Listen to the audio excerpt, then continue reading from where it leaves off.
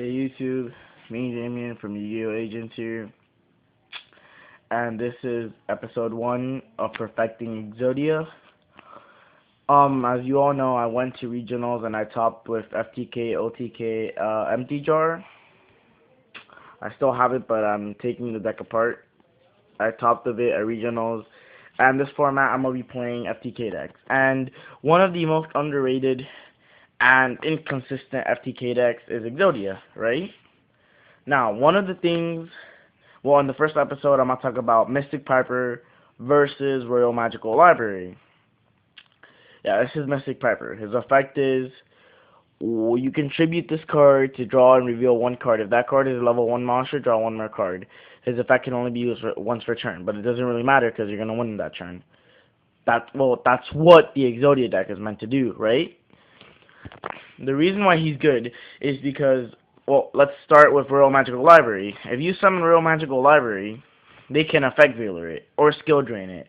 But if skill drain is on the field or this skill drain Mystic Piper, you can still activate his effect because it's a cost. Tributing is a cost, and then his effect will still activate. So he gets under effect veiler and and skill drain. So, and your opponent never really stops this. Like, you're always gonna draw the card of Mystic Piper, and since you run 3 Flambeau Guard and 3 White Stone of Legends, you're gonna draw an extra card. So almost always I draw 2 cards off of Mystic Piper. With Royal Magical Library, when I summon it, it almost always gets either Effect Veilered or Skill Drained or Solemn Warninged, or I never really get to use it because I want to draw instantly. Because you have to summon Royal Magical Library, hope it doesn't get either Veilered or Skill Drain or Warning or whatever. If it doesn't, then you have to waste 3 spells to draw a card. When you can just summon this guy, nothing's gonna happen to him, tribute him, draw a card, and possibly draw 2 cards. So, yeah, to draw 2 cards off of Royal Magical Library, you need 6 spells.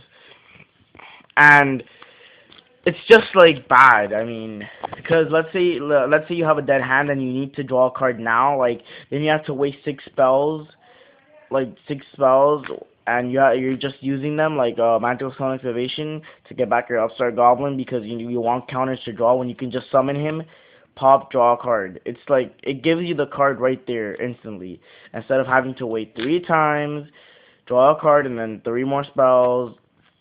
Even though Royal Magical Library does go off, like you start drawing a shitload of spells, still that rarely happens. And the most I use off of Royal Magical Library since I draw him late game is like 3 times. So yeah, I'd rather play Mystic Piper and then Dragon Exodia rather than Royal Magical Library. It's just my opinion. Um. Also, Royal Magical Library is it stays on the field. And this has happened once. I only got 2 counters on it, and then I needed to draw an extra card to see if I could, like, advance in the game, but I needed 1 more freaking spell to use Royal Magical Library's effect. But this has helped me a lot on Dueling Network. I summon this, tribute, draw a card, and half of the time it's a level 1, so I draw 2 cards. So yeah, if you're gonna make Exodia, I recommend Mystic Piper.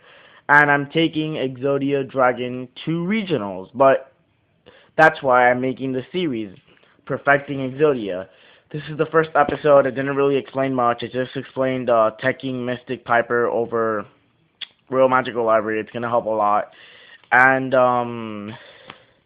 basically, I'm gonna just be explaining how to make Exodia better, what to pick, what not to pick, what to do, what not to do, what plays first, what hand is broken, what cards to play, how to make it consistent. Like, if you want consistency, if like Royal Magical Library, it's gonna go off 50% of the time, 45, because you might not have enough spells. You might need a card right now. It might get effect veilered, but this always guarantees you your 1 to 2 draw, which is not bad. It's like an Upstart Goblin, but nothing can happen to it, and you can draw 2 cards from it. So it's not really bad. I really like this over Royal Magical Library. In other episodes, I'm going to be talking about cards that make it consistent, cards that don't, and the Toon Table engine, which sucks. I'm gonna get in that in another video. Like every 2 days, I'm gonna make an episode until regionals. The next regionals is in Kissimmee, Florida, which is like 2 weeks away. So we're gonna have like a bunch of episodes, and the final episode is gonna be me showing you the final deck list of Exodia that I made. So yeah, I really want to make this deck competitive enough because Empty Jar is competitive. It's super viable, and when Momentary Truce comes out, I am taking out Upstart Goblins. If you don't know what Momentary Truce does, it lets you draw a card, and either no player can deal damage to each other. And the reason that's good is because let's say you don't get Exodia, which happens almost all the time. You activate Momentary Truce, draw a card, end your turn, and they can't kill you. Next turn, you keep on doing your stuff, and if you don't get it, activate another one. They can't kill you.